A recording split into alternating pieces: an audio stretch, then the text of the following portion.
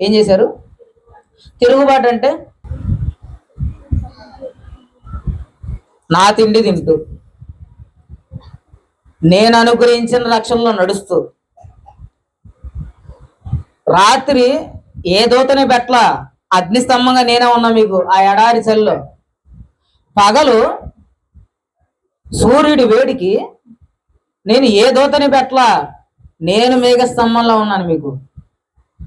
నేరుగా నేనే మీకు అన్ని ఫెసిలిటీస్ చూసుకుంటుంటే, నా తిండి తిని, నా నీడను నడుస్తూ, నా వెచ్చదనాన్ని సరిగాల్చుకుంటూ, నా దైవాలు మీరు ఆహారం తింటూ, కూరళ్ళు తింటూ, మాంసం తింటూ, బట్టలో నీళ్లు తాగుతూ ప్రయాణం చేశారు.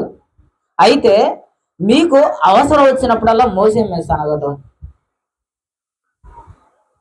మమ్మల్ని యెహోవా ఇక్కడికి ఎడారిలో చంపడానికి తెచ్చాడా, మమ్మల్ని నశింపజేయడానికి తెచ్చాడని గొనుక్కుంటాం, దేవుణ్ణి దూషించడం, ఆజ్ఞల కొరకు యెహోవా దగ్గరికి పర్వతాన్ని ఎక్కి మోసే వెళ్తే వచ్చేలో వీళ్ళు ఏం చేస్తున్నారు? కింద తినచ్చు, త్రాగుచ్చు, ఏ భేదం లేకుండా మొత్తం పాపం తీసుకుంటూ ఉన్నారు. చిన్న లేదు పెద్ద లేదు, మొత్తం వ్యభిచారంలో మునిగిపోయారు, నగ్నంగా డ్యాన్సులు వేస్తున్నారు, ఎక్కడో అక్కడ మద్యపానాన్ని సేవిస్తున్నారు, అంత పాపంలో పడిపోయారు.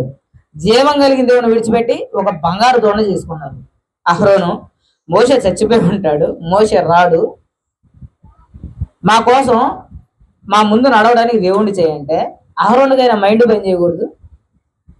అరే మోషేతో నాతో మాట్లాడిన దేవుడు సజీవంగా ఉన్నాడు, ఆయన సమీపించడానికి కూడా యోగ్యులం కాదు, అలాంటిది ఆయన సన్నిధికి రానిచ్చాడు, ఆయన మనతో మాట్లాడుతున్నాడు.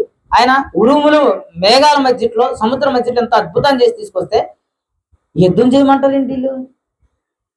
జ్ఞానం కూడా లేదు, పలకలు తీసుకొస్తారు. ఇలాగా రకరకాలుగా శోధించుకుంటూ దేవుణ్ణి బాధ పెడుతూ 40 సంవత్సరాలు అరణ్యంలో తిరిగారు. వీళ్ళ 40 సంవత్సరాల యాత్ర కారణం ఏంటి?